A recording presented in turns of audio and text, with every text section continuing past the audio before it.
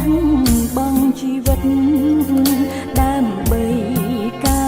រពារប្រជាជនកម្ពុជាមាតុភូមិខ្មែរស្កឹមស្កៃកងទ័ពប្រយុទ្ធមិនស្លុតអារម្មណ៍ជួក្រោយឧបត្ថម្ភទាំងយប់